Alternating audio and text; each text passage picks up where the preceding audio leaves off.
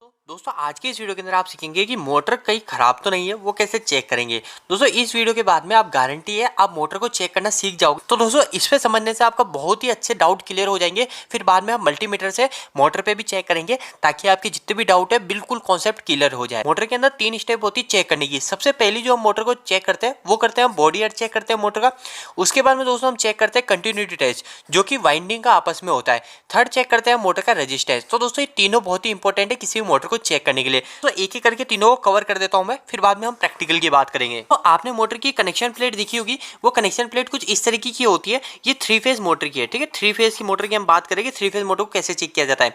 तो 3 phase motor की connection plate कुछ इस तरीके की होती है। उसमें 1 2 3 4 5 6 टर्मिनल होते हैं। तो दोस्तों क्या होते हैं 6 टर्मिनल, वो मैं आपको बताता हूँ। सिंपल सी बात यह है कि हमारे जो 3 फेज मोटर है तो उसका मतलब यह है कि इसके अंदर 3 वाइंडिंग होती है।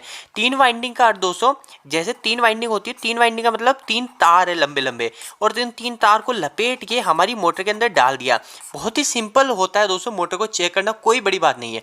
यानी सिंपल सी बात है, एक तार हमारी मोटर के अंदर गया, जैसे आपको ये 6 तार दिख रहे हैं ना, ये इधर के 3 को अलग मानो, यानी इस साइड के 3 को अलग मानो, इस साइड के 3 को अलग मानो। अब जैसे मैंने आपको बताया 6 तार होते हैं, तो 3 तार हमारी मोटर के अंदर जाते हैं और वो 3 तार घूम के वापस से हमारी दूसरी साइड आके लग जाते हैं। जैसे यानी ये तार हमारी मोटर के अंदर गया और वो पूरा राउंड राउंड होके यहाँ पे आके लग गया, ये तार पूरा अंदर घूम घूम के यहाँ पे आके लग गया, और ये तार यहाँ पे घूम घूम के यहाँ पे आके लग गया। इसको वाइंडिंग बोलते हैं, यानी जो तार घूम के आता है ना अंदर से, उसको वाइंडिंग बोलते हैं। होता वो एक तार ही है लंबा। तो दोस्तों अगर मोटर आपकी नहीं चल रही है और आपको टेस्ट करना है तो आपको क्या करना है, वो स्टेप बाय स्टेप आप देखिए और उसी तरीके से कीजिएगा। तो दोस्तों सबसे पहले आपको करना है बॉडी एयर टेस्ट।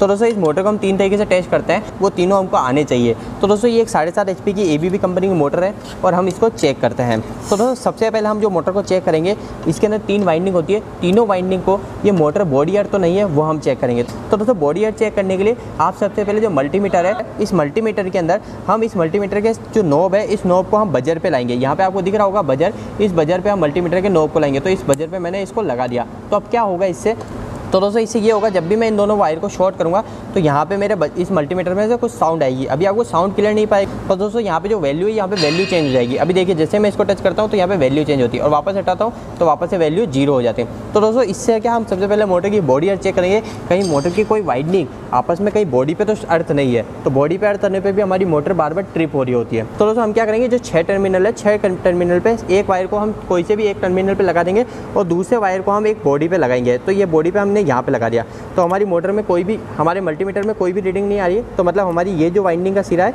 ये टर्मिनल बॉडी अर्थ नहीं है। इसके अलावा दूसरा देखेंगे तो दूसरा भी कोई रीडिंग नहीं आ रही, तो हमारा ये भी सिरा सही है। तीसरे पे लगाएंगे, ये भी सही है। चौथा लगाएंगे, ये भी सही है, ये भी सही है और ये भी सही है। यानी हमको एक पे 2-2 सेकंड लगा के रखना है। अभी देखिए जैसे मैं यहाँ पे बॉडी पे लगाता हूँ तो ये आपस में कंटिन्यूटी शॉर्ट बताएगा। तो देखिए अभी मैंने क्या लगा रखा है, कनेक्शन प्लेट के बोल्ट पे लगा रखा है, जिससे हमारे कंटिन्यूटी दिखा रहा है। तो दोस्तों ऐसे हमको कंटिन्यूटी चेक करनी है, कहीं ये मोटर बॉडी अर्थ तो नहीं है। तो हमको सबसे पहले बॉडी एयर चेक करना है, उसके बाद में दोस्तों वाइंडिंग ओपन टेस्ट चेक करना है। तो दोस्तों वाइंडिंग ओपन टेस्ट क्या होता है, इसको कंटिन्यूटी टेस्ट भी बोला जाता है, ये वाइंडिंग की कंटिन्यूटी कहलाती है। अब इसके बाद में दोस्तों हम इस वाइंडिंग को चेक करते हैं कि आपस में दोनों जो वाइंडिंग है, ये वाइंडिंग बीच में से ब्रेक तो नहीं हो गई। यानी जैसे क्या होता है दोस्तों, ये एक तार है, ये तार पूरी मोटर में लपेट के आता है, तो यही तार यहाँ पे बराबर आ रहा है नहीं, वो हमको चेक करना पड़ेगा। तो इसको बोलते हैं दोस्तों वाइंडिंग कंटिन्यूटी। तो वाइंडिंग कंटिन्यूटी भी हम इसमें ही चेक करते हैं, ये बजर के साइन भी चेक करेंगे। इससे 2 चीज़ें चेक हो जाएगी। इससे तो एक चीज़ ये चेक होगी, हमारे आपस में दोनों वाइंडिंग कहीं शॉर्ट तो नहीं है, और दूसरी चीज़ हमारी वाइंडिंग जो है पूरी कंटिन्यूटी आ रही है नहीं आ रही।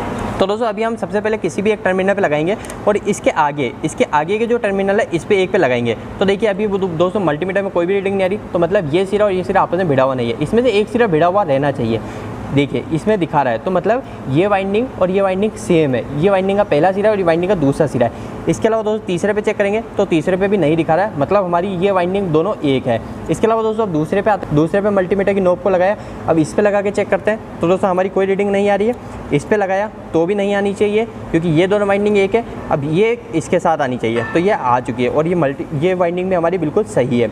इसके बाद में दोस्तों मैं तीसरे पे लगाता हूँ और तीसरे पे भी हम तीनों पे एक एक करके चेक करेंगे। तो दोस्तों इस पे चेक करा, नहीं आनी चाहिए, इस पे भी नहीं आनी चाहिए और इस पे हमारी कंटिन्यूटी दिखानी चाहिए और ये दिखा रही है। मतलब हमारी जो तीनों वाइंडिंग है वो तीनों वाइंडिंग आपस में कनेक्ट है, तो तीनों वाइंडिंग हमारी आपस में कहीं पे भी ब्रेक नहीं है, ये हमको पता चल गया। इसके बाद में दोस्तों हम चेक करते हैं रेजिस्टेंस टेस्ट। तो रेजिस्टेंस टेस्ट में क्या होता है, रेजिस्टेंस टेस्ट एक बहुत ही इंपॉर्टेंट होता है। ये हम ये चेक करते हैं हमारी ये जो वाइंडिंग है, जैसे मैंने भी आपको बताया 3 वाइंडिंग होती है, 1 2 3। जैसे हम मानते हैं कि रेजिस्टेंस आया 3.5 ओहम, ठीक है, दूसरे का आया 3.4 ओहम और तीसरे का आया 3.5 ओहम, यानी तीनों का रेजिस्टेंस बिल्कुल सेम आया, लगभग सेम आया। पर दोस्तों कभी कभी ऐसा भी हो जाता है, जैसे रेजिस्टेंस का 3.5 आ रहा है, इसको आ गया 2.4 या फिर इसका भी आ गया 2.4, यानी रेजिस्टेंस अनबैलेंस हो गया। तो उस समय दोस्तों हमारी मोटर जो है वो ख़राब होने की 100% चांस है। उस समय हमको उस मोटर को खोल के उसको वायरनेस करना चाहिए अच्छे से, फिर बाद में उस मोटर को फिट करना चाहिए। अब दोस्तों एक और चीज़ होती है वो हमारी मोटर की एफिशिएंसी के ऊपर भी निर्भर करती है, वो होता है दोस्तों इस मोटर का रेजिस्टेंस चेक। तो हमको मोटर का रेजिस्टेंस चेक करना चाहिए, रेजिस्टेंस कितना आना चाहिए उसके ऊपर मैं एक डिटेल वीडियो बना दूंगा, आप मुझे नीचे कमेंट बॉक्स में कमेंट करके बताइएगा। अभी हम चेक करेंगे कि आपस में तीनों का जो रेजिस्टेंस है वो रेजिस्टेंस आपस में डिफरेंस तो नहीं है, क्योंकि रेजिस्टेंस हमेशा सेम आनी चाहिए तीनों वाइंडिंग का। अगर ज़्यादा अनबैलेंस है तो हमारी मोटर क्या बराबर एफिशिएंसी नहीं देगी और हमारी मोटर बाद में जाके खराब हो जाएगी। तो दोस्तों अब मैं इस मल्टीमीटर को रेजिस्टेंस पे सेट करता हूँ। तो रेजिस्टेंस का साइन ये है, यहाँ पे ओम बना हुआ है और ये इसको मैंने इसकी नोब को रेजिस्टेंस पे कर दिया, ठीक है।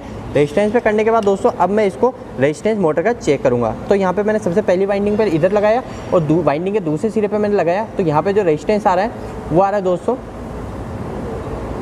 तो दोस्तों जो मेरा रेजिस्टेंस आ रहा है वो आ रहा है 3.7 ओम। इसके बाद में दोस्तों मैं दूसरी वाइंडिंग पे लगाऊँ, दूसरी वाइंडिंग के ये सिरा और इस पे लगाता हूँ। तो दोस्तों जो मेरा रेजिस्टेंस आता है वो आता है 3.5, 3.3, ये धीरे धीरे डाउन हो रहा है और ये 3.3 ओम आ गया। तीसरे पे लगाता हूँ दोस्तों, तो यहाँ पे सिरा लगाया और यहाँ पे लगाया, तो मेरा जो रेजिस्टेंस आता है वो आता है दोस्तों 3.3 ओम। तो दोस्तों लगभग तीनों का जो रेजिस्टेंस है वो तीनों का रेजिस्टेंस सेम है, मतलब मेरी मोटर बिल्कुल परफेक्ट और बिल्कुल ओके है। तो दोस्तों अब हम इसको 3 फेज सप्लाई देके ट्रायल लेके चेक कर सकते हैं और अगर ये मोटर बिल्कुल सही एम्पियर लेती है तो इस मोटर को हम प्लांट में वर्किंग में ले सकते हैं। तो दोस्तों आई होप कि आपको ये वीडियो सही लगा होगा। अगर वीडियो अच्छा लगा हो तो वीडियो को लाइक जरूर कीजिएगा। अगर आपका कोई भी सवाल इस वीडियो के प्रति रह गया हो तो आप मुझे नीचे कमेंट बॉक्स में कमेंट करके पूछ सकते हैं। अगर आपको मल्टीमीटर के ऊपर डिटेल वीडियो चाहिए तो कि मल्टीमीटर कैसे काम करता है, इसका क्या क्या फंक्शन है, तो मुझे कमेंट बॉक्स में कमेंट करके बताइएगा, मैं इसके ऊपर एक डिटेल